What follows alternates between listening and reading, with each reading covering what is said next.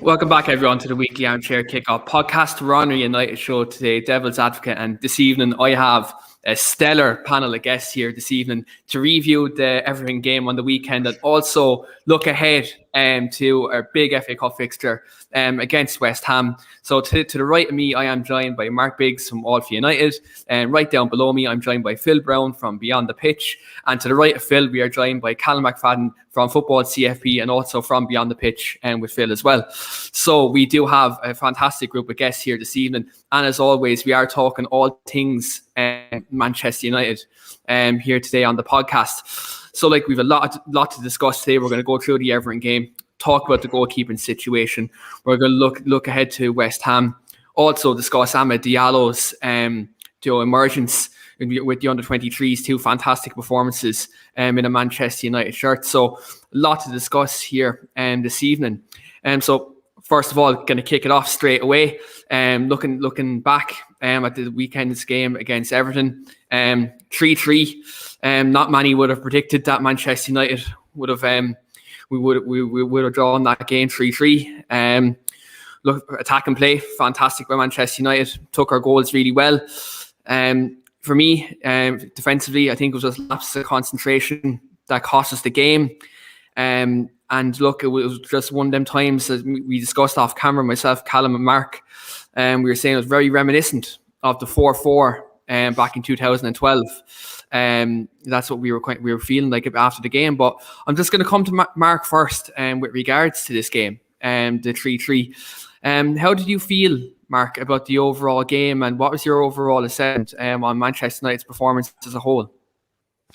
Yeah, that 4-4 seems like an age ago now, doesn't it? But look, it was obviously a disappointing result. I think you and I discussed before that, when you got to the final whistle and we had so many opportunities to obviously win the game, we let the goal in the last minute. It was very, very disappointing. But we have to look at things pragmatically, and I felt that we played very, very good football. Some of the best football I've seen, other than the Southampton game, obviously. It was just unfortunate, individual errors that didn't help us at all. And we should have got those. We should have got the 3 points, and it was just disappointing that we didn't. But we take it one game at a time, and we move on to the next one. Hopefully, that doesn't have any sort of detriment on the players' mentality or positivity, and we can get the points needed in the next one. Yeah, I think it's very important that, look, we have to dust ourselves off coming out of this game. Absolutely, I think like the way it happened in the 95th minute in the last kick of the game, that's obviously going to, it's going to give you a kick in the stones, and it's going to bring it down considering the dramatic nature of the draw. But I think one thing what we have done under Ollie, especially this season, is when we've had a disappointing result, we have bounced back. We've seen obviously after Leipzig in the Champions League, we went on a fantastic run in the league and we got to top the league. Obviously after the Sheffield United game, we went on and we beat Southampton 9-0. So at stages this season, we have bounced back, and I think that the FA Cup is actually a perfect platform for Manchester United to bounce back. It's a chance at a trophy. It's a cup competition. Traditionally, it's a competition that Manchester United have won down the years. So for me, I think this game during the week, it's a perfect platform for United to bounce back. And, look, it's a chance for Ollie to get a trophy. Because I think this season, like Phil said on the podcast there about 4 or 5 weeks ago, it's very important now this season that Ollie puts a stamp on it and gets a trophy, and we instill a winning mentality within the dressing room. Because once you instill that winning mentality, the players develop that arrogance, and the players see games like this when we're grinding out a result. When it gets to the nitty gritty in the game where you might be 3-2 up, you mightn't have your best performance, but that mentality gets you through it, and you've been there and you've done it, and you've won these games, you've grinded out the results. So I think it's very important that Manchester United we do instill that winning mentality. Phil, for yourself, looking back at the game, going forward, I thought we were quite fantastic. Bruno Fernandes was a player who scored a fantastic goal. People were saying it was very Cantona-esque of Bruno in terms of the finish, in terms of his celebration afterwards. Going forward for you, what did you make of Manchester United's performance? I want to disagree here, lads. First of all, I said about 15 minutes ago, if United don't win this game, they'll only have themselves to blame. I think, and it's really frustrating when you get in the final third, how many chances are wasted from players not lifting their head, from players making the wrong decision, from players shooting when they should be passing when they should be shooting, Rashford holding on to the ball far too long, trying to beat players that he doesn't need to beat. You see Cavani's body language. It's just extremely frustrating that he doesn't get the ball. And then Rashford is a magnificent player, but this is a real weakness in his game that blights him. We see it with Mason Greenwood. You can understand that with Mason Greenwood. He's still young, where he's doing step overs and shooting whenever there's a simple pass to Cavani in the middle or what have you, and it happens a lot. And they're very, very wasteful. If you look at the goals at the weekend, one's from Luke Shaw and Scott McTominay from a set piece. The other one is from a piece of magic from Bruno Fernandes. And the other one is a bread and butter goal from Cavani. But given that United had 62% of the possession, they should have at least had another 2 or 3 goals. Okay, it's you think maybe asking a lot against Everton, but when you've got that many clear-cut opportunities in the final third, then you should be scoring more goals in this. And it's cost United so many times this season. Cost them against Arsenal too. We're making wrong decisions in the final third. Being wasteful in possession. And so I think the other thing is, look, individual errors don't, when they consistently happen, they happen for a reason. And the thing that concerns me about this United team is how they respond to pressure situations, where they get nervy, where the mentality is not right. They come out from the second half, they're 2-0 up, they don't switch on, and the match is 2-each immediately. They get back ahead 3-2. They've got one thing left to do in the final 10 seconds of the game. Just defend the free kick. But Calvert-Lewin wanted that ball more than United centre-backs wanted it. There was nobody organising. How many times have we seen this ball go across the back four? We saw it against Man City when John Stones scored, where they don't deal with it, where they leave it to somebody else to deal with and hope that somebody else clears it. And there's a lack of leadership at the back. All you have to do in that moment, if you look at the low averages on a free kick in the last minute of the game, 9 out of 10 of them will not result in a goal. So everything's in your favour. Just clear the ball. That's all you have to do. And for United to concede a goal, a ball that goes across their back four again, it's almost like they are so nervous that it's a self-fulfilling prophecy where you can see the nerves in there. Take a look at that Bailly tackle. I think it was against Wolves, where United almost threw the game away again. Saves them. And this just happens too often. So I look at that De Gea's mistake. He made a mistake against Sheffield United too. And I know, okay, it probably shouldn't have counted, but these mistakes happen for a reason. And United, I said this on my own podcast a few weeks ago, Callum, as you know, I really worry about this United team when they're under pressure. It's okay going on runs of winning games when there's nothing at stake, but every single time they're in a situation where something's at stake, where they can't make mistakes, where they have to win, they don't win.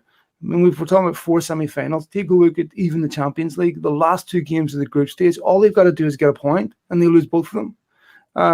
Go on a run of winning games where they're not sitting top of the league. There's no expectation. They get top of the league, and what happens? I think they've got 1 win in 5. So I think that's a concern.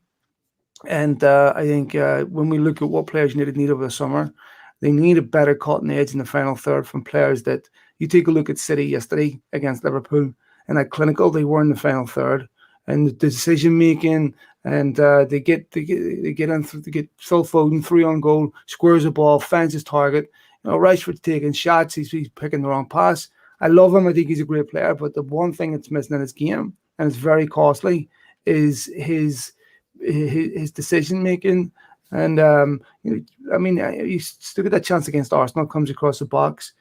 I mean, he should have lathered it. He's taking 2 or 3 touches, trying to beat players. They're running in the blind alleys.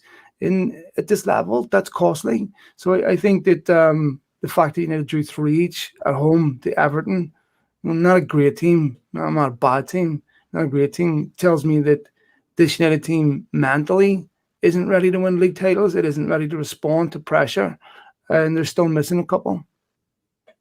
Yeah, and like I think when you look at like the goal itself, like the third goal, Harry Maguire dropped off, like he's meant to be the captain, the organizer, and he dropped off like a slight 2 yards, and then 2 yards was a massive difference. And Calvert-Lewin, fair play to him, like he anticipated and he finished. It was a well taken finish. But again, like Dylan pointed out here in the comments, it echoes exactly what Phil has said. Like, it says 11 goals conceded from set pieces already this season. Who's to blame? Ollie, coaching staff, or a group of players? I think it's a collective. I don't think you can pinpoint it on one person. With regards to, I think there's many different factors. Like, I think zonal marking for corners this year has been a problem massively. I think that's been a massive problem in terms of defending set pieces. Just on that point, just on that point, if you look at what's costing it this season, the defense, United have conceded 30 goals this season. City have conceded 14. That puts United on a same defensive record as Brighton, right? It means that Arsenal have a better defensive record than it, Aston Villa have a better defensive record than it, Tottenham a better defensive record than it, Everton better defensive record than it, West Ham better defensive record than it, Leicester, Liverpool. It's not the defense, even Burnley have got a better defensive record than it, and they're sitting 1 point off the bottom 3. So to me, what's costing them clearly is their ability to not concede goals. And this is, I think Dean Henderson would have started tomorrow anyway against West Ham. So this is a perfect opportunity for him to come in and keep the shirt. This is, United are prioritising centre-back this summer. It's not hard to see why. And Phil, just on the point in terms of like defensive kind of reinforcements, because many Manchester United fans said that a specialist defensive midfield player should be an area that Manchester United maybe should address this summer. Would you agree with that? Do you maybe think United should be looking at someone to maybe kind of marshal that back for in terms of giving them that bit of protection if a centre back isn't a priority? Absolutely. Look, I think credit to Fred for his emergence and what we've seen from him. I think he does a lot of the ugly things well, and he's performing at a level I never thought he was capable of. But even at this level, there's still massive weaknesses in his game. I mean, it's a bit of a joke, but it's not funny. His shooting is just deplorable for a professional footballer. His technique is, I'd hate to say this, but it's woeful. And for a guy in that position to have scored 1 goal against Wolves a couple of years ago, it's not good enough. And his passing always concerns me, but he's very good at breaking up attacks. He's good at good energy. He's got, he's good at doing the ugly things. But how many times have we seen an opportunity come out to him at the edge of the box? It doesn't even get close. It goes miles over. He has to steady his feet. What's that? He looks kind of awkward when he in terms of his posture when he takes a shot. It's like he doesn't want to take a shot. Okay, so as a professional footballer, there's some things I expect you to be able to do. And one of them is to be able to hit a shot on target every once in a while. And, he's playing in a key position. And he's not expected to get goals, but he should be chipping in with 6, 7, 8 goals a season easily. And, that is very, very costly.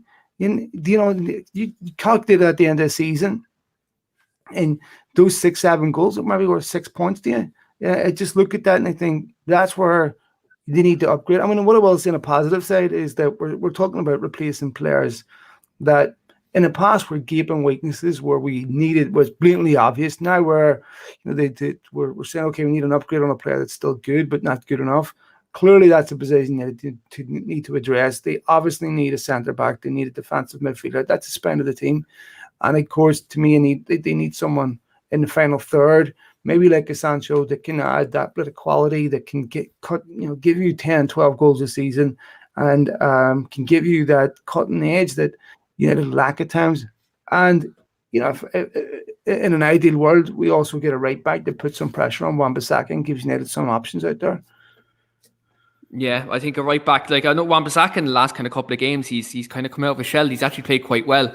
But yeah, I agree. I think if you've got someone in there, like we've done with Luke Shaw, who we're going to come to later on in the show, like we've done with signing Tellez, like in that competition we provided, we've seen a fantastic emergence of Luke Shaw. As a result of that, I think if you get someone in the ilk of maybe a Max Aarons or someone like that to provide Wan-Bissaka with that bit of competition, because Max Aarons would offer something different, in terms of attacking acumen, in terms of going forward. But yeah, look, I absolutely agree. I think competition for places would make your squad thrive. Callum, I'm going to come to you with something different with regards to the game. Paul Pogba went off with a thigh injury during the game, and for me, I actually felt every time Pogba got the ball, he done quite well in terms of making the game tick, in terms of that out to that left-hand channel was always there. That switch was always on, and Paul Pogba was getting there. Whereas when Fred came on, we didn't see that in the second half, and for the part of the first half when he came off. For you, was Pogba coming off detrimental to Manchester United's overall gameplay in terms of retaining ball possession and maybe seeing out the game?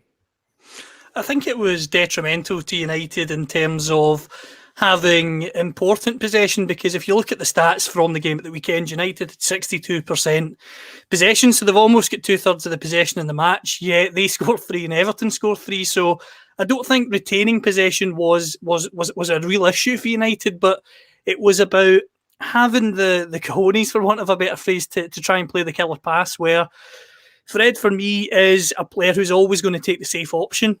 You've both referenced the fact that when he goes forward, he doesn't look entirely comfortable. Fred, for me, is the sort of player who, when he receives the ball, is happy to play a sidewards pass or a backwards pass, whereas it doesn't take a genius to tell you that Paul Pogba is the sort of footballer that when he gets the ball, his first thing is, can I go forward myself and drive forward with a dribble? Can I hit a channel and maybe get us further up the park and let me push on? Or can I find someone like Bruno Fernandes in a similar central area to me, where I can maybe have a couple of short combinations and see if we can create something like a moment of magic like we saw against Fulham away. So that is going to be a problem for United going forward. I said to Phil last week as well, when Pogba is on the form that he's on at the moment, he's an incredible asset for United, because United are a side that some people pigeonhole them and say they're too reliant on Bruno Fernandes. Well, when you've got Pogba in form and Fernandes in form, it's very hard to double man mark both of them, because then that's 4 players you're taking out of your side, and it opens up spaces in the wide areas for your Rashford, for your Greenwood and others. So when you've got both of them on form, it makes United a tougher proposition. Him going off undoubtedly affected United, and as I say, I'm not a possession fanatic. I'm not a possession geek that gets excited by 70% possession or anything. But when you've got 2/3 of possession compared to Everton's 1/3, and you only have 2 more shots on target, that tells you that you're not creating enough clear-cut chances. And Phil alluded to it earlier with Marcus Rashford. Marcus Rashford has attributes in his game that most players in world football would be absolutely desperate for. But the one element that he doesn't quite have on an elite level of consistency is that killer instinct in the box when it comes to finishing, or knowing when to play the pass at the right time. His assist for Cavani at the weekend was fantastic, but we don't see enough of that, where he gets the ball and it's out his feet. As Phil alluded to against Arsenal, it's 2 or 3 touches and it's too late. Cavani's movement is fantastic. It's still world class. Obviously, pace and physical attributes do diminish as you get older, but the movement and the football intelligence is still there. So it's important that United have players that can get him the ball when he's available. You can see his frustrations at times when he's not getting that ball as soon as he's ready for it, because he's the sort of guy, like a Ruud van Nistelrooy many years ago, when Cavani's one-on-one with a goalkeeper, 8 or 9 times out of 10 you expect a goal. You can't say that for Rashford, and you can't say that for Martial this season. He's been far too inconsistent as well. So in my opinion, ball possession isn't an issue for United. It's something they're comfortable with, but it's about making it meaningful, because how many times have we said in recent years, especially in Pep Guardiola's first season at City, they've got 80% possession, but they're getting beat by Leicester and beat by this team and beat by that team. Possession doesn't win football matches, as the cliche goes. Goals win football matches, and unfortunately, United aren't doing enough with their possession to create clear-cut chances that lead to goals. And unfortunately, until they do that, you're going to see results like Sheffield United and Everton, because they can't keep enough out at the back, as Phil and yourselves have alluded to, which means you're having to score. I mean, if you want to beat Everton at the weekend, you're needing to score 4 goals based on conceding 3. That's not good enough if you want to win league titles. You need to be able to keep it tight at the back. But when you're a club like United, keeping it tight at the back doesn't mean it's to the detriment of you going forward. Phil just summed it up with Man City. 14 goals conceded, yet they can go to Anfield and score 4, because they've got a system, they've got a pattern of play that's ingrained in them. They're well drilled when it comes to set pieces, which, as you've alluded to, United haven't been at times this season. Part of that, I think, is down to not having what I would call an established centre-back pairing. Maguire's always going to start. We've seen that from Solskjaer this season. But Lindelof is too similar to Maguire in terms of the attributes that they have. Bailly complements Maguire much more. But again, he is susceptible to injury, and he can be erratic at times as well. And that comes down to not playing consistent games week in, week out. Because I think if he was to be fit for a season, you would see those errors start to go out of his game. But he needs that run. And unfortunately for me, until United get a centre-half who can complement Maguire's clear deficiencies. I mean, he can't play a high line and be expected to recover. He does not have the recovery pace, so you need someone alongside him who can deliver that. And until United get that, getting over that line to seal a major trophy like the title is going to be difficult. That being said, you've talked about the FA Cup. There is no reason why Manchester United can't win the FA Cup this season. They've got the attacking players who can make the difference on a day, on any given day, as we saw against Liverpool in the Cup. And that's the sort of competition that Solskjaer needs to really get under his belt, because if he can win a trophy, it will do wonders for the mentality of that United group, as Phil said. Absolutely. Winning breeds winning, success breeds success, and that's what United needs sooner rather than later, because as much as we can all talk about progress, which is great, United are undoubtedly far closer to City, and they're ahead of Liverpool, which based on last season is remarkable. But progress can only take you so far. Eventually, you have to win trophies, and fingers crossed the FA Cup can be that platform. At the end of it. Like, I think I agree, Callum. I think you have to have something to show for it, I think, at the end of it. I think that's a very important thing. You can make progress, but I think having a trophy and having something to show for it is very important. I'm going to pose this question to both Callum and Phil just with relation to this. We've commented in from Shane with regards to this. And I was actually only thinking about this earlier on today. Shane has said, how close the current United team resemble Liverpool pre-Virgil van Dijk and Alisson signings? I feel I'm going to come to that first. How closely does this United team currently resemble Liverpool pre-Virgil van Dijk and Alisson? Who had to me first? Yeah. I don't know. I think that Liverpool are a much better coached team than United. If you look at Liverpool, they're better than the sum of their parts, which is part of the reason why it's been really hard for them to bring in players that fit the way Klopp plays. So I think if you look at Klopp before, when Mourinho finished second, he finished 6 points ahead of them that season. I never felt that they were as good as this United team. I think they were something that obviously Van Dijk came in and made a huge difference in that sense and pushed them on, but I still felt that this was a Liverpool team that was set up for short-term success because of the way they play, because of the intensity with which they play. And you saw this with Klopp at Dortmund, where they reached burnout very, very quickly, where I feel like you need to have a much better squad, much more variety.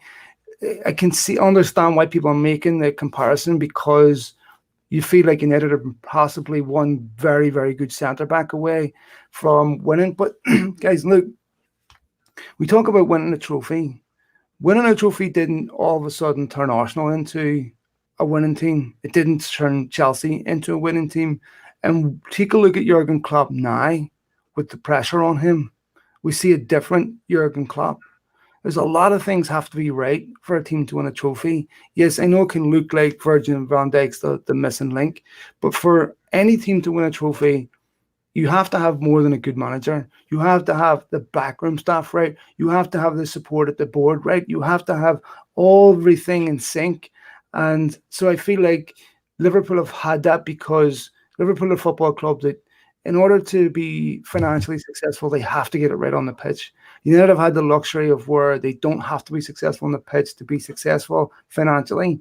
So there's never been any synchronization at the football club because they've always gotten away with it. So I think today we're seeing more synchronization at United from the board on down. That is because United don't have the ability to go out and spend hundreds of millions of pounds on players anymore. So now you have to be shrewder on how they go about signing players. And, I think in that sense, there's some similarities. But in terms of the teams, no, I don't. I think if you look at Liverpool, if one or two players are off form, they become an average team. I think United have a better squad, better depth, better quality. Yeah. And I think even though it hasn't resulted in what we see on the pitch, but I think with United, if United get a top-class centre-back, fix one or two of the areas, I think that's a United team set up for long-term success because it's got youth coming in there. Solskjaer's also managing a club where you've now got an academy that's improving, that's looking like it's going to supplement the first team. I don't feel it's a United team that is set up for short-term success. So I can see some of the similarities, but I think United are in a better position than what Liverpool were pre-Van Dijk. And would you agree with that, Callum? Do you think United are in a better position? I think it's a fair point. What I would say to Shane in regards to the goalkeeper, I think United have a goalkeeper in Dean Henderson who could address that without United having to go out and spend a world record fee as Liverpool did for a goalkeeper. So, as Phil says, I don't think it's as desperate as Liverpool were in those two positions, pre-Alisson and pre-Van Dijk. That being said, there is, as there is with every football team, there is room for improvement. The centre-back area is there to be improved. The defensive midfield position could be upgraded. And if you're being highly critical, which you should be as an observer of the club that you love, then you look at the right-hand side of midfield. And Phil mentioned this on Beyond the Pitch earlier. If Jadon Sancho or a player of that ilk's available this summer, United should still go out and get him. They should still go out and get the best in class, a direct player who's natural on that right hand side, who can show United and show Cavani that they understand when he's available. Because as good as Greenwood is when he plays on the right hand side, that kid's destined to be a top finisher. He's destined to be a striker through the middle. He is ice cold in his finishing, which is different compared to Rashford. Rashford, I think, is more explosive than Greenwood, but Greenwood is a more clinical player for me. So I think that's something that United should be looking to upgrade. The centre-half situation is clearly an area that needs addressed, but you've also got to temper that with the fact that Virgil van Dijk, for me, is one of the very few defenders that would improve any team in the world, any team. There's not many top centre-backs out there. We discussed this earlier. You look at Upamecano, you look at Koulibaly, you look at other centre-backs that are mentioned. Varane's been mentioned. You saw Real Madrid a couple of seasons ago splash big money on Eder Militao.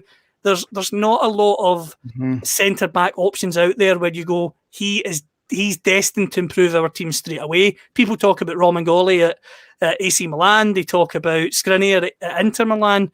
But nobody's taken the plunge in these players. Nobody's paid that big fee yet, and they've been there for a substantial period of time where, with the club's struggles in Milan, you could have got them out. So, to me, those two players in particular probably highlight that the centre-half situation is going to be difficult even if you do recruit, because I think in the current market with centre-backs, it's hard to know what you're signing. Van Dijk was unique in the sense that he was at Southampton. Even from when he played at Celtic, you could tell he was miles ahead of everyone in Scotland. You could tell at Southampton he was miles ahead of everyone at Southampton.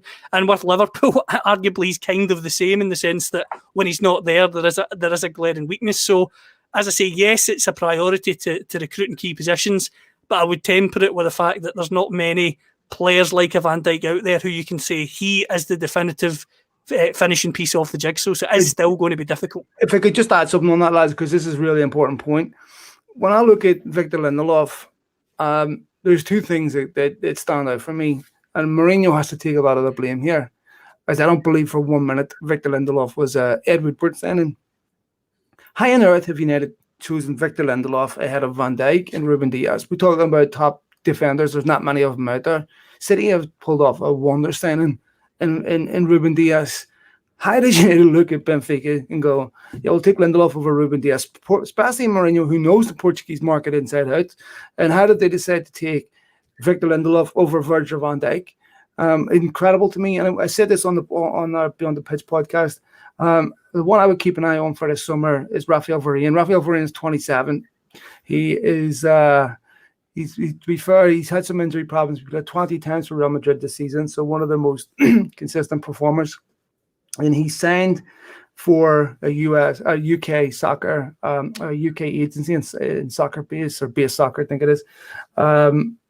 United, like I said, are prioritising the centre back. It would not surprise me in the least to see United prioritising Raphael Varane this summer. That would be fantastic. And he's someone that you maybe look at, like Callum Luda. There's very few centre backs in world football who would improve us and be that talismanic figure. Well, I think we can all agree Raphael Varane 100% would be. Mark, I'm going to come to you on Luke Shaw. A couple of weeks ago on the Liverpool preview, we had two Liverpool fans in the show, and we compared Luke Shaw to Andy Robertson, and we were almost laughed at when we said Luke Shaw is the best left back in the league, which I strongly believe he's the best left back in the league. Looking at his re-emergence under Ole Gunnar Solskjaer, I believe Ollie, like has been integral in terms of bringing Luke Shaw back to to the player he was pre-leg break. I think Ollie's been instrumental in that. What do you think about the whole resurgence of Luke Shaw? And do you maybe think the signing of Alex Telles has maybe even kicked him on that extra gear? Yeah, I think Ollie has played a pivotal part in that. I think, as we've seen over the last couple of years, his man management and the way that he addresses the media has been phenomenal. And I think that with Alex Telles coming in, I think you've sort of alluded to that earlier with Aaron Wan-Bissaka. I feel that that's probably what he's missing on the right-hand side. And I think that someone with the experience, and I appreciate he's in the Portuguese league, but he's a very attacking-minded player and very highly thought of in Portugal. For someone like that to come in and contest that left back position with Luke really was something that he needed. And Luke Shaw was someone a year ago that everybody was writing off essentially. We were very quick to perhaps want him out of the club, and those sort of questions were being asked. And this is, a year on, he's now arguably one of our most important players. I think defensively he's very, very good. I think that there was some struggles going forward, and I think that that's because the relationship that he and Rashford had and Martial wasn't quite there. But I think that Rashford has now come into his own on that left-hand side a little bit more, and rather than sort of hugging the channel too much, where Luke Shaw then has to cut inside, he is now allowing Luke Shaw to overlap, and that's why Luke Shaw is able to provide more take-ons, provide more crosses, and get the ball into the box. And it's been a miraculous turnaround, and something that I'm incredibly pleased with. It's he's been brilliant. We had some stats a few weeks ago that he's arguably obviously the best in the league at the moment. His take on completion was 70% at that time. I think it was. I think his crossing accuracy was 34.8%, which was the highest in the league, and a few other things too. And it really is quite remarkable. I mean, post lockdown, it was no coincidence at that time. When we came in and we had Bruno and we were really hitting the ground running, looked incredibly fit when we come back. The first game where we really faltered was against West Ham, where we drew, and it was no coincidence that at that point he was taken off injured. He'd gone off injured at that point, or the game before, I think it was against Bournemouth. Southampton, I think it was, wasn't it? Yeah, I can't remember exactly, but it that was when we really started to struggle, and he's a phenomenal player, and I'm just so pleased. I mean, I saw your interview the other week, Phil, with him, and it was quite incredible, and lovely lad, and I really hope he can continue to kick on where he is, and he's become a very important player for us. Yeah, and Phil, just touching on that as well, like you've recently interviewed Luke Shaw, and one of the interesting takes I found from was the different management styles between Ollie and Mourinho. Do you maybe think Ollie was the perfect man to come in and so obviously post leg break to come in and actually wrap an arm around them and say, look, you're an important player for me. You're part of this squad. You're an important part of this squad. whereas Mourinho is more hard on his players. You maybe think for Shaw's mentality, Ollie was the perfect man to come in and give him that boost that he needed in his career. Yeah, I felt a bit sorry for him when I asked that question, because I could tell he was trying to pick his words very, very carefully, and it was a difficult question. Like, you have to understand, when you're getting United first team players, you're not going to get a highly revealing interview. They're media trained and they don't give you a lot. So some people can be disappointed with them, but it's just the nature of what you're doing. And you're not going to get Luke Shaw that's going to sit in an interview and absolutely rip the back out of Jose Mourinho. It just won't happen. But I think he said a couple of things that were quite interesting in my view on it. And of course, we say this with hindsight. It's easy to get caught up in a moment. And one of the things that I'm trying to do better of myself is not put tweets out there in the heat of the moment, because sometimes you can look back on them in a year's time and go, it looks terrible. And I think when I looked at, I was a vocal critic of Luke Shaw, and he also said that interview himself when I asked him, why are we seeing a Luke Shaw today that we've never seen at Manchester United? And he put it primarily down to himself as well, which I think he deserves a lot of credit for. But I thought Mourinho's treatment of him was borderline bullying. I thought it was despicable, to be honest. I genuinely felt sorry for him at times, where really I thought the straw that broke the camel's back for me was the time when he did play well, and Mourinho said he played well with my brain, which I thought was just appalling. I thought, how on earth do you build a player's confidence when you tell him that even when you play well, it's not you, it's me? Mourinho never seemed to take any ownership of when Luke Shaw played bad. He only seemed to take ownership when he played well. And I just thought that anyone in that situation could have come in and got the best out of Luke Shaw. And see, this is the part that annoyed me about Mourinho, was the victories were his, the defeats were United's. When we saw that after Sevilla, where it was made clear that, hey, I'm not a loser, you are. And I just felt that it's impossible for players to thrive once Mourinho turns toxic, where he feels like things are not going his way, he's not being given what he wants, he actually loses belief that he can be successful. Then he starts pointing fingers and starts burning the place down around him. And the legacy of that is it can take a long time for players to recover mentally. And I just feel that what we're seeing with Luke Shaw is he's playing in the best United team he's played in. He's playing for a manager that completely believes in him. Right? I think one of the things that goes unnoticed in this is Solskjaer's fitness. We don't see a United team anymore that's littered with injuries. How many year after year after year we'd see a United team sitting with 6, 7, 8 first team players injured all the time? And now we don't see it anymore. You look at other clubs through this pandemic, they've had so many injuries. Solskjaer came in and said from the outset he wanted this United team to be one of the fittest in the league, to work the hardest in the league. With Mourinho, how many times did we see Mourinho sacrifice games at the end of the season, where he would say, I got to prioritize this or prioritize that because the squad isn't big enough or whatever, right? Where Solskjaer came in, said these players are not fit, which is incredible to me, because you would imagine under Mourinho that's one thing you would be. But Solskjaer's fixed the fitness. I think that is a big difference. And I think that's also resulted in the fact that United suffered a lot less injuries this year than they have any other time. So I think it's an amalgamation of fitness, working for the right manager, playing for the right team, and Solskjaer said himself, he's not the rant-on raver. He's not a guy that's going to scream. He's a guy that deals with things differently, and I think Luke Shaw responds to that. And it's brilliant to see, because the form that we're seeing from him is just incredible. Yeah, and he's been a class actor. I know I've no invested interest in England's Euro 2020 run this summer, but if Gareth Southgate, if you don't pick Luke Shaw, you're absolutely mad. Come on, he's the best left back in the league at the moment. He has to get into that squad. Can I just quickly say, Keane, calm down in that shout, because England are playing Scotland, so keep Luke Shaw in the team. Give Danny Rose a call up. Heard he's good this time of year. Can I just say as well, in an everyday job, I work in IT, and I can assure you that if you're called out by your manager in any way, shape, or form, it's Mm-hmm. it's a horrible thing, and I've had that in the Yep. past. Now, if you can Yep. imagine you're in the limelight, you're at the biggest club in the world, where millions and millions and millions of people are watching you week in, week out. Can you Well, imagine how detrimental psychologically that would yeah. have been on him? And I think this is really testament to Ollie. I think that we saw that with Ferguson. He was a wonderful man manager, and I do think that that is a good foundation to have within a club.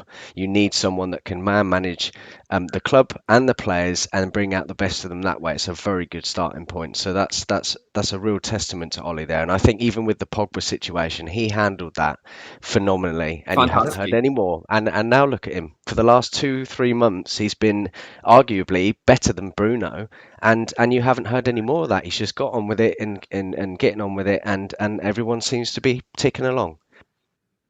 Yeah, and one important thing is in terms of like togetherness. I think like everyone seems to be singing off the same hymn sheet, and I think look, that's massively important. I think that's one thing I always commend Ollie's. His man management is A1. Like it's really good, and I think that's something especially the Pogba situation. Like he dealt with that so well. Where like if again, I don't want to be alluding back to Mourinho, but if he was in the dressing room when that happened, the place would have been toxic. And there's no two ways about it. But it is what it is. But Ollie's done fantastically well in terms of his man management style. Callum, for you, like just briefly on Luke Shaw, again, what do you make of his overall transformation? I think it's been absolutely remarkable, and I think he deserves immense credit, as does Ollie, and as do the coaching staff. I think you've all alluded to the man management and how key that is. Solskjaer is naturally empathetic. He started as a reserve team manager, and most reserve team managers aren't ranters and ravers. They are naturally empathetic because their main task is to develop and produce younger players. So they have to be, because if you're a ranter and raver nowadays in an academy, then it's really unheard of, because that's not what people try and produce. What I would say in terms of Shaw, he's definitely up there in terms of best left backs in the Premier League. There's only one left back who, and again, is slight natural bias, who I think will be the best left back in the Premier League for the next 5-10 years, and that's Kieran Tierney. I think Kieran Tierney, for me, is fantastic defensively, and he's very good going forward. For me, who's going to be the best striker? Billy Connolly? No, but Kieran Tierney is... Kieran Tierney's better than Andy Robertson, and long term, Kieran Tierney is, for me, I would still say Kieran Tierney is the best left back in the Premier League. I think he would add to every single team. I think Manchester City will look at him this summer because I think he is that good. But for Shaw to be even in the same bracket as Kieran Tierney, considering where he was a couple of years ago with Mourinho, is a testament to him, and that you can't argue that he's been on top form this season. And you all said the same thing when he spoke to Phil. He comes across as a humble, down-to-earth lad who wants to improve, and that is what you want to see, because it couldn't happen to a nicer kid. Yeah, absolutely. And, look, long more this form may continue, except maybe for Callum in that one game in the Euros. Callum hopes Luke Shaw doesn't play that game. And as Dylan said in the comments, Mason Mount plays left back or something like that. But looking ahead, obviously, look, the FA Cup is tomorrow. Big game. Obviously, David Moyes coming up against Manchester United. He's going to be up for this game. And look, as always, West Ham this season, they're on a fantastic vein of form. Thomas Soucek's red card, thank God, even though he's a fantastic player, happy to see that has been rescinded. And look, the right decision has been made in that regard. But again, a very good team, and a team who are on the up recently. Usually in these cup competitions, we do see wholesale changes. We always see like 6-7 changes. But considering this is a big game for a trophy, and when you actually look at like the 3-3 against Everton, I think Ollie may make few changes. I think maybe the goalkeeper will be changed. I think Dean Henderson, being the cup goalkeeper, he'll come back in, and we may see Martial come back in as well. But I'm just going to come to you first, Marc. Do you maybe think who do you want to see come in this game? And the fact that it's FA Cup, do you want to see Ollie make a couple of changes? I think he's got that luxury now. I think that, going back to when Phil mentioned against Liverpool, Liverpool have a first 11. They don't particularly have a plan B, and I think that's why they were obviously I'm biased, but they were incredibly lucky last year. And when you looked at that bench, in the FA Cup and in the Premier League game, it was a very, very strong bench. And I think that whilst we were disappointed with some of the incomings over the summer, we have got a good squad, a squad that, if he can make 1, 2, 3, 4, 5 changes, and you'd still be relatively happy with that starting lineup. So I do agree in the fact that he will play a strong team. I think that as you guys were mentioning earlier, this is a big competition for him. This is a chance for potential silverware, and other than potentially Man City, we could have a relatively good run of games in order to get to the final, and that's exactly what we should be aiming for. Now, I do expect to see Dean start. I did have a bit of a conversation about that last night. I am a very big fan of David De Gea, but I do feel that over the last number of years, 2 at least, he has started to decline a bit, and I think that's we've seen this before with Wayne Rooney as an example. He burst onto the scene 16, 17, 18, okay, and he was playing week in, week out, and I think that does have a bit of a detriment on players, because you get to sort of 28, 29, 30 and you start to decline, and that's exactly, I feel, what happened to Wayne Rooney a little bit. You burst onto the scene. I think this could be a problem perhaps for Greenwood as well. Obviously he hasn't been playing week in, week out, but I think this is exactly what's happened to David De Gea because he started so early and then he came to a league that he wasn't used to, and it was a really a shock to him. I feel that he's probably going through that at the moment and could potentially be on the downhill, and that's sad to see, because 4, 5, 6 years ago, he pulled us out some awful positions, made some incredible saves, and was our player of the year on 1 or 2 occasions at least, and that is a real shame for me. However, at some point you do need to draw the line. Dean Henderson is a very good keeper. Mm-hmm. He has a lot to learn. I do feel that he's probably a lot more commanding than David De Gea. I think his distribution is better than David De Gea, and I think that he's a lot more vocal. And whilst the defenders should have put their laces through it against Everton the other night, I feel that David De Gea could have played a bit of a part in that, in order to direct, or at least go in and just punch it or something, and he didn't. Now, Dean Henderson, obviously he's 24, is he? He was at Sheffield United last season. He managed to somehow, considering it was Sheffield United, concede less goals than David De Gea. Mm-hmm. Now, for me, that's quite an incredible thing. You can imagine the amount of shots that Sheffield United had against them, as opposed to what United may have done, yeah?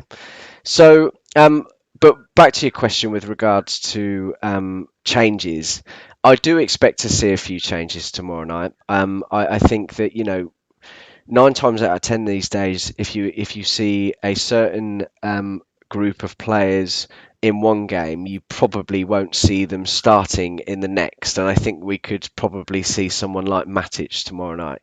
I think Bailly, obviously, looks like he could be making a return. Maybe we'll get to see him.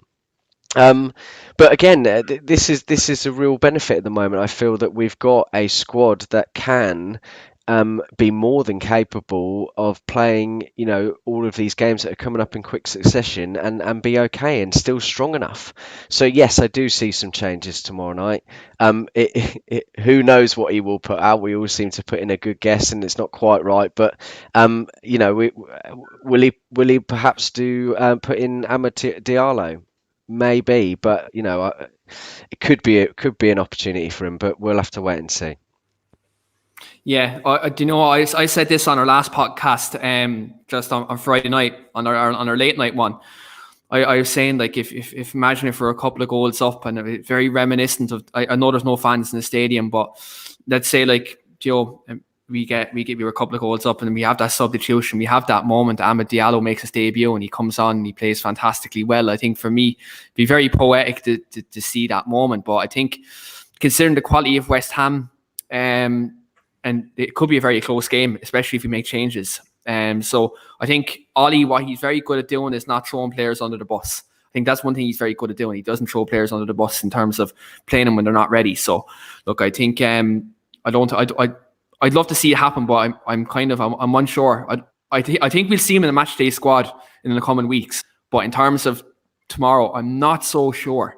In terms, I think that one player, sorry, Keane. Whilst there's a lot of fans that want to obviously see him come in and do well and hit the ground running, there are also people or fans at least that if he doesn't have that game that you're expecting, will also be very negative towards him, and that's what you don't want. You don't want him to come into a game, perhaps patient. not perform, and it puts him into a bit of a risk situation, which you don't want to see. But Ollie, as we've already spoken about, he will know exactly what he's doing and when to put him into the team. And I think we'll probably see him more in the Europa League. Yeah, I think that's definitely an avenue we can maybe look at, especially if we're still high up the table. I think Ollie may make wholesale changes against Real Sociedad in Europa League. But Phil, I'm just going to come to you with regards to Donny van de Beek. People are saying that Donny's been signed as a replacement for Paul Pogba. Now with the situation that Paul Pogba's injured, is this now a platform for maybe Ollie to maybe give Donny van de Beek a bit more game time and maybe become a more of an important figure in the Manchester United starting lineup? Well, certainly it helps his chances, and if he does get that chance, he has to grasp it with both hands. I look, excuse me, this is Manchester United. When you get a chance, you have to take it. They don't come too often. It's not ideal. I know there's certain things about adjustment period and all that there, but this is an opportunity for Van de Beek to grasp that shirt, to prove that he's good enough, and to really make a mark on his Manchester United career. Because I have serious concerns. I know people saying he's bought.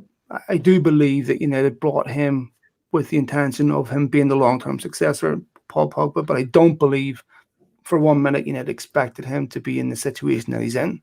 I don't believe for 1 minute that he was bought with the intention of giving him a year to adjust to the Premier League and adjust to Manchester United. I think United expected more from him. If you listen to certain people, they say he wasn't Solskjaer's first choice.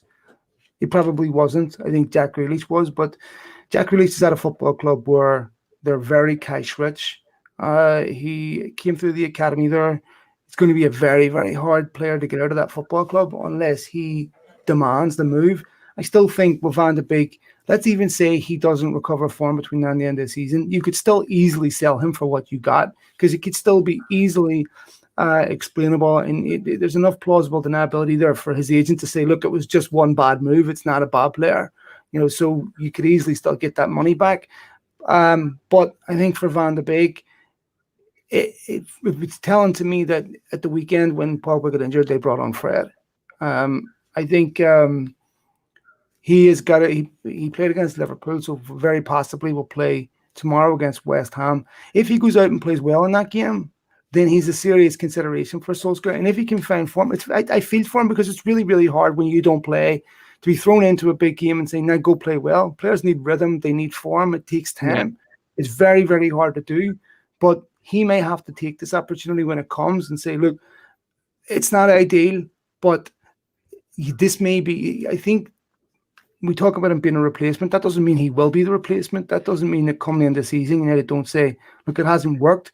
What will be in his favor is that, and if there was no COVID, no pandemic, United would probably go out and bring somebody else in. They are not exactly flush with cash. So they're going to want him to grow into that position and be the solution. Whether he is or not, I don't know. But he has to play well against West Ham. Not an easy game. They're flying. David Moyes deserves enormous credit for what they've been doing. Not an easy game to come in and play well in. But we're still talking about a guy that a year ago we're talking about one of the top midfielders in Europe. So why can't he go again, play against West Ham and play well?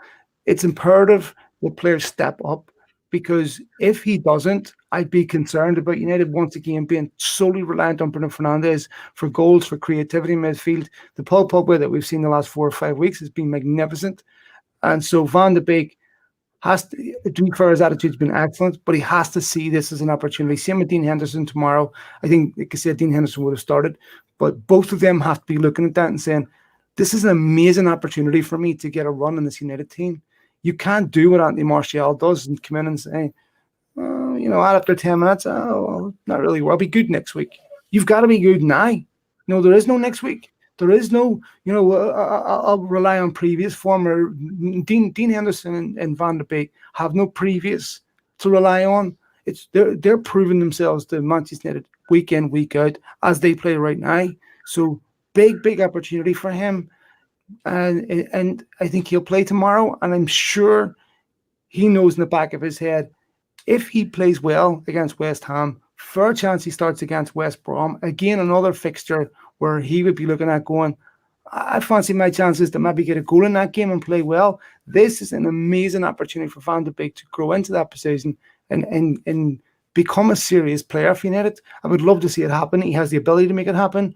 And I think he'll start tomorrow. And I think this is an amazing opportunity for him. I completely agree, Phil. I just wanted to say, listen, I'm a huge fan of Van de Beek. I think that considering both Real Madrid and Barcelona were perhaps interested, but due to COVID restrictions, says it all about the player. We've seen him numerous times in the Champions League, and he even played against United in that Europa game. He's a very, very good player, and he has been very unfortunate. He does need to take the game tomorrow by the scruff of the neck. Now, I don't think Van de Beek is I do think he's an Ollie signing, and I do think you're absolutely right. Grealish was his number one. However, I don't think he views him as a Pogba replacement. Obviously, we still don't know whether he's going to go or not. He probably will, but I think ultimately the idea is to get someone in a defensive midfielder role. At the moment, we are playing as our best 11 two holding midfielders, which really can be done by one man. For example, Matic, but 5 years ago. Okay, so at that point, when you have that one defensive midfielder, you can then play Pogba, Bruno, Van de Beek, Bruno, Van de Beek, Pogba, and you've got your two in front of him to play almost a 4-3-3. And I think that's what eventually they want to do. And I obviously they have spoken about a defensive midfielder, but as you rightly say, he really does need to take those opportunities now. I think we've seen that his professionalism has been incredible, and I don't believe he will go at the end of the season. I do believe that they've probably sat down, had a chat, and he is very much aware that he is going to be part of those plans going forward.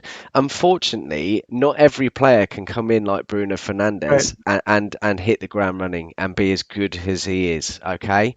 There are a lot of players that need to come in and take a little bit of time to adjust to the league, and unfortunately when your best position is a number 10 essentially, maybe a number 8 at best, how are you supposed to get in front of Bruno and Pogba? You're just not going to. Yeah, I think look, he's a victim. I said this a couple of weeks ago. He's a victim of obviously Bruno Fernandes being what he's done consistently over a 12-month period, but then the re-emergence of Paul Pogba post Leipzig, I think in terms of game time, that's hindered his game time. But look, in terms of Manchester United, we've reaped the benefits of that. So I suppose we can't go in on that because, again, we've reaped the benefits of Bruno and Pogba being the standard bearers in the field in the last 2 months. Callum, just one player in terms of this cup game. Obviously, we've done a bit of rotation quite recently. It's Axel Tuanzebe. Now he's come in unjustifiably for a lot of criticism. But he's one player who Ollie has fancied in the cup competitions. You maybe see this as an opportunity for this, maybe as a confidence builder for Axel, maybe give him a start and to maybe kind of build his confidence back up after a shaky couple of games. Absolutely. You're right. It could be the perfect chance for him. My personal opinion is I don't want to see too many changes, if I'm honest with you. I talked earlier about a trophy being very important for the group, and I'm not naive enough to say that if they win the FA Cup, they're suddenly going to go and win 3 Premier League titles in a row, but it definitely would help the mentality of not just the players, but also Ollie. How many times have we heard the derogatory comments towards him? He's a PE teacher, he's only there because he played for United, you should never go from Molde to Man United, etc. He's probably sick to death of hearing those things as well, so I'm sure a trophy from his point of view would just be the perfect way to say, look, I've earned the stripes, I've won this trophy, now going to let me take this on without questioning my coaching credentials every 5 minutes, which certain platforms do. But I think, as I say, it could be an opportunity for Tuanzebe. If you're asking me about rotation, I think Henderson has to come in. Tuanzebe coming in, I would be for as well. you're obviously going to need to replace Pogba, and that's where Van de Beek or Fred will get the nod. But other than that, I don't want to see too many changes, because I think United have to go out with a strong 11. They have to go out with an intent to perform. And if you're playing well and you're 2-0 up, as you said, you could well be Keane after maybe 65, 70 minutes. Then maybe give someone a run out where the pressure isn't on them as it would be from the first whistle, and maybe they can stake a claim to get a longer period of time off the bench and build on that. Because the danger that every side has, especially in the FA Cup, is you make 5 or 6 changes, it's wholesale, and you can see that and sense that in the first 20 or 30 minutes. I think you're playing West Ham and David Moyes. I have to apologise to David Moyes. I was quite critical of him last season. I thought it was quite a dull appointment by West Ham, but to be fair to him, I think he's doing an incredible job there. He's found the new Fellaini in Souček, and I think as I say, he will be desperate to make sure that he is up for this game against United. So that I don't think he'll be making too many changes, and I don't think United should either, because I think you needed to have that intent to go far in competition, and fingers crossed it can be a good performance from. You've got the back of your fellow countrymen, don't you, mate? If you heard me speaking about Moyes last season, Phil, you would have thought that he let down the tyres in my car. Honestly, I was very critical of him, and the only reason I'm saying this is because I actually thought he'd probably be the first manager sacked. I expected West Ham to unbelievable, superb job. A real low. And as I say, my only worry isn't, and thankfully United have moved on from this stage now, but he's found the new Fellaini and Souček, so thankfully I don't think United will be recruiting him anytime soon, but he is a good player. Yeah, it was fantastic. And again, just like to mention as well, that red card decision on the weekend, lads, that was disgraceful. Jesus Christ. It was disgraceful, but just on that, Keane, Mike Dean's received death threats over 2 red card situations, and we've talked about the abuse that players receive, and it's abhorrent and it's archaic. Nobody should be getting a death threat for being on a football pitch, whether you're a centre-half, whether you're a star striker, or whether you're a referee. Nobody should be. And yes, Mike Dean is a referee who has a big personality, can rub some people up the wrong way. And it's fair enough for him to rub you up the wrong way and say, I don't like when he referees my team. But to go a step too far and threaten family members, etc., it's a nonsense. And as much as I say, he rubs people up the wrong way, we don't want to see that for any players or officials. Yeah, absolutely. And again, look, there's no room for it. Like, football's football at the end of the day. Like, we're all football fans. We all have opinions. We all have our own takes on certain clubs, certain situations. But this stuff, in terms of bringing family situations and death threats and abuse, social media, and all that stuff, like, there's no room for that in the game, and it needs to be washed out. But again, you'll have these idiots hiding behind these fake accounts, and sometimes there's nothing we can do about it. And again, maybe that's a step social media need to take in terms of having IDs and stuff like that for setting up accounts. But again, this is where these platforms, they have big enough platforms, there should be some place still for something like that. Just before we get to the score predictions, I just want to touch on quickly Amad Diallo. This is a man, started the season, came in, obviously work permit issues, and albeit didn't get to come in for the start, but he's come in this January, and his first 2 games against Liverpool and Blackburn, he really has lit up the under-23 team. For me, looking at him, he just looks like he's going to be a superstar. Just looking at his overall play, his balance, his arrogance on the ball, is just, I really do like that in a player. And seeing how well he played, especially in the debut against Liverpool, maybe that's just my bias toward the opinion towards Liverpool, but to see him come in and score Panenka, I think that was, for me, that was just beautiful. I wonder what excuse they had for that one. But in terms of Amad Diallo, Phil, do you maybe think by the end of the season we're going to see him in a couple of match day squads? Considering we're talking about the right wing position being a concern. Like, I know we're talking about maybe signing Sancho in the summer, but like, looking at Diallo, do you maybe think he may get a couple of games in at right wing towards the back end of the season? Excuse me. It's possible. It all depends what United have to play for. I think if they're must-win games, then probably not. I think what the most encouraging thing about Diallo isn't his performances in the under-23s that we've seen the last 2 weeks. It's more about the commentary from the likes of Solskjaer that have said he's not far away. It's more about, for me, the opinions of people in Italy and Atalanta who have rated this guy really, really highly. Look, the under-23 level and jump to Premier League is enormous, absolutely enormous. I was listening to Jimmy Garner talk about this when he went to Watford, saying even the jump between that and the Championship, is so big. And I've talked to obviously other professional players that have talked to me about this. I remember asking Danny Higginbotham about this numerous times, and all of them emphasise the gap between 23s and Premier League is so big. So it's very difficult to look at players at that level and say they've played really well on the 23 levels. That makes them ready for the Premier League. But to me, is more important is when we hear the likes of Solskjaer, because I never really heard him say this about Pellistri.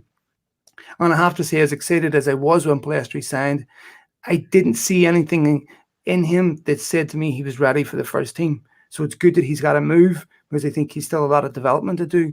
Diallo, where Solskjaer said he's not far away from the first team. He's already played first team football for Atalanta, which is a brilliant football club. It's very, very high level there. They've done a tremendous job there with one of the best academies in Italy. That to me is more encouraging. So I think if he continues to show the form that he's showing, United will always give young players a chance. And the attributes that he's showing in training against United's first team and all that probably is more impressive to me than what we're seeing at under 23 level.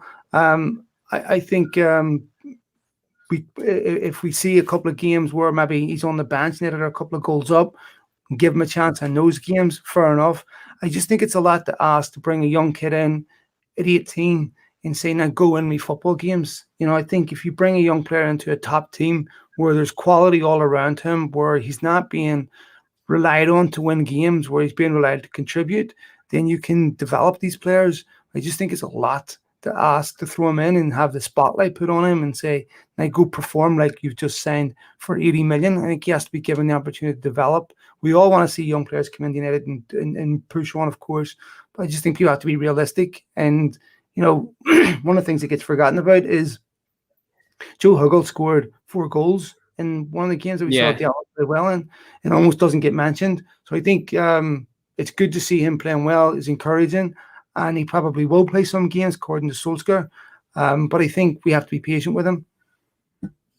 Yeah, and I think that's the key word, patience. Again, because I think every fan base has. I think there's a level of impatience in this social media world of football. It's ridiculous. But just on that, Callum, Shortire signed a new contract, a first professional contract today. Very promising young player. Fantastic to see. I highly rate him. What do you think of Shortire? I'm delighted he signed a new contract, because it's important that you don't have sagas with your best young talents. Every club, including United, have had it in the past. Pogba the first time around, Ravel Morrison, other Barcelona have had it for numerous years. You think of Fabregas and Bellerin and others that have went to the other side. So it's important that United get the players tied down, which they deserve credit for doing. They also deserve incredible credit for investing in their academy. That's something that Ed Woodward deserves credit for, because he knew and could see that the academy wasn't in the shape that it had been in previous years, and they've really invested into it, which has been fabulous. Because when you look at players like Greenwood coming through, not only is it great for the heritage and the identity of Manchester United, if you look at it from a cynical point of view and a business point of view that executives, of course, do, Mason Greenwood has saved Manchester United about £80 million, because if he was a young player at a Lille, if he was a young player at a Porto, you'd be talking top dollar. Look at someone like João Felix, who went for over 100 million. You'd be talking top dollar for a player of his potential. So your academy it not only, as I say, helps you with the heritage of your football club, and it's the purity of football we all want to see. From a business perspective, it's also a great thing to do as well if it goes right. What I would say on Diallo and Shortire, and Phil mentioned it there's a big jump between under-23s and Premier League. And also, with the social media age, it's very easy for younger players now to be hyped up from an incredibly young age. You look at Wayne Rooney, and Wayne Rooney was a remarkable player. He broke in at 16, and yes, Marc is spot on. Towards the end, you could see those games that he had in his legs as the weeks went on. Imagine how he would have been dealing with the social media bubble that you're in now, where from the age of 14, his clips would have been viral, there'd have been all this attention. I'm going to make another Scottish analogy here, which Phil will be ready to throw his phone at me. There's a young I player, love it, Scratch, man. Go ahead. I love it. there's a young player Celtic you will have heard of, called Karamoko Dembele. He made his first team debut at just over 16. There was all this hype. He's going to be the best player here. Is he going to play for Scotland? Is he going to play for England? Oh, he's chose England. He's not played for the first team since, and he's not made a start for the first team since 2 years later. So I think it's important that young players are given the time to develop. That key word that we all mentioned is patience, because potential is the most dangerous word in football. As soon as you're labelled as the next something, the expectation levels rise. And as Marc said, if you start Diallo in a game and he has a poor half an hour, there will be certain people on social media, not us four, who say, oh, not worth the hype, another overrated. And that's not what the young lad needs. And as I said earlier, Solskjaer is naturally empathetic. He won't throw someone in on a whim. I think it will be carefully planned out.